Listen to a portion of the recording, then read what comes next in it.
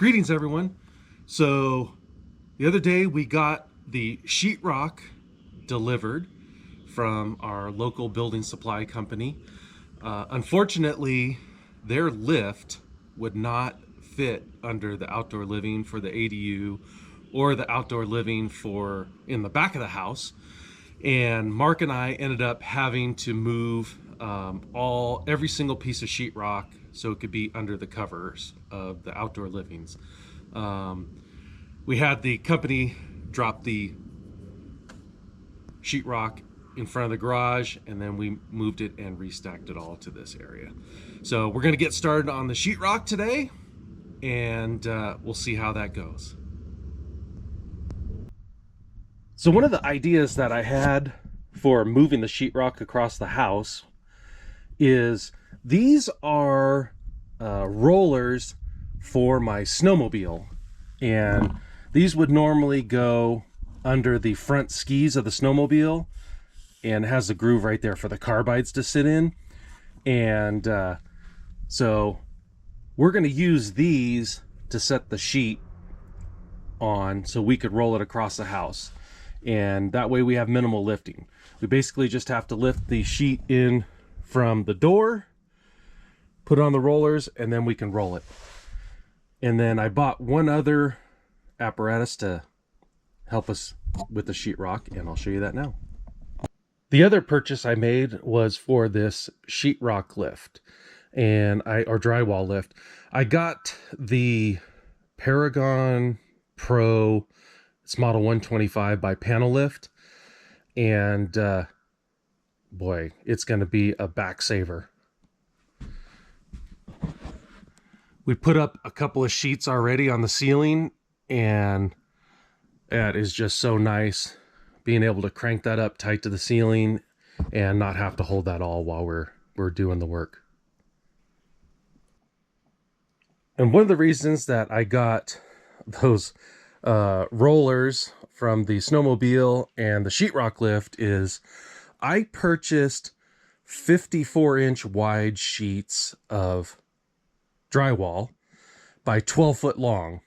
The reason I got the 54 inches, I have 9-foot walls, and that way I'd only have one seam in the middle of the wall,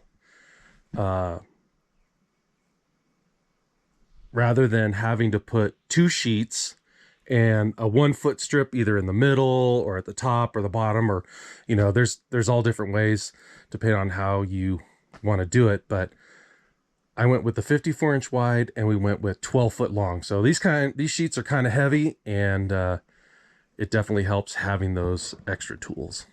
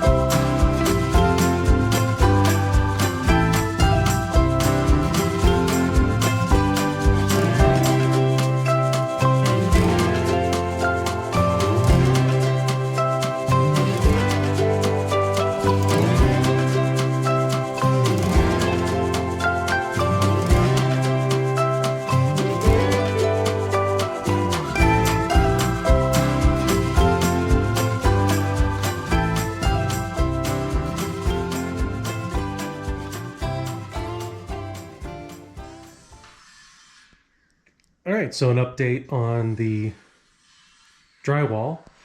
This is the ADU, or the in-law unit, living room / kitchen. So we haven't done this wall because we needed to do this wall first so we could tuck in the sheetrock behind this post. And Also, where the exposed beam comes down, it can tuck behind, and then this wall will butt up. But we couldn't do that wall, that kitchen wall of the ADU, because we were using this bay to put sheetrock in the bedroom over there. And I'll take you through a walkthrough over there in a moment. But we have the in-law unit bedroom complete. Everything is cut out in the ceiling.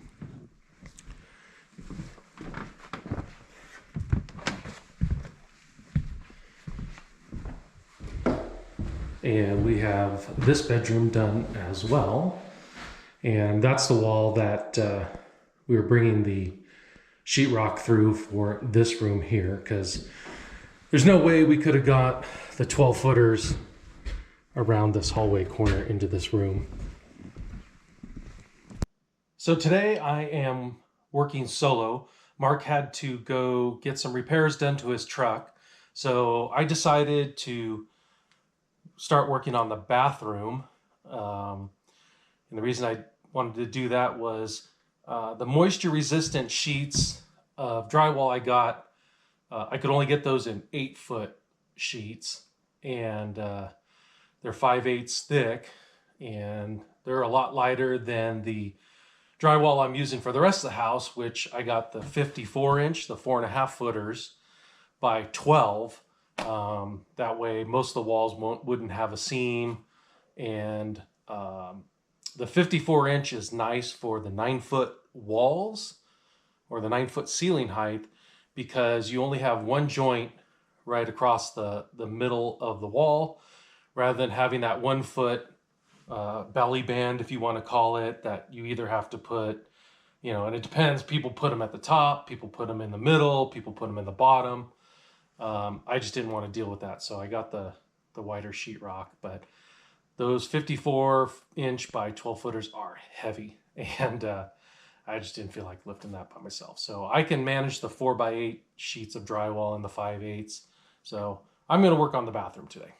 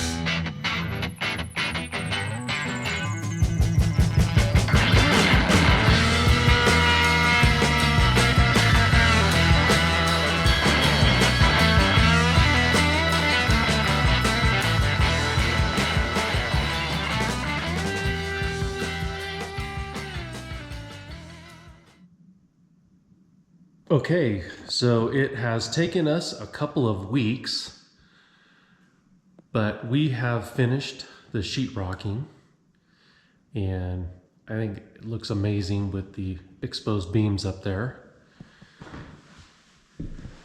Kitchen's all done.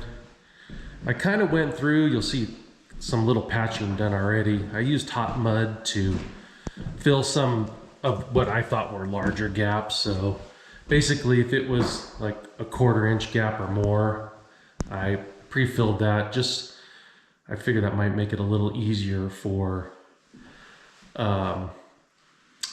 actually doing the taping.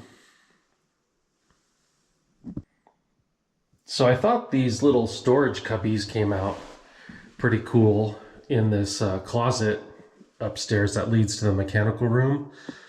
The trusses were kind of deep right in this section to support the weight of the roof, and there was like a step up from the garage wall, and we decided to frame those in because otherwise it would just been a flat wall here. So now we actually can put shelves in there in this closet for storage for office supplies and whatnot.